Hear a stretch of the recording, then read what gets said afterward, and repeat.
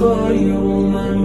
خلق الإله ومن ضرى كانوا قواميس الهداية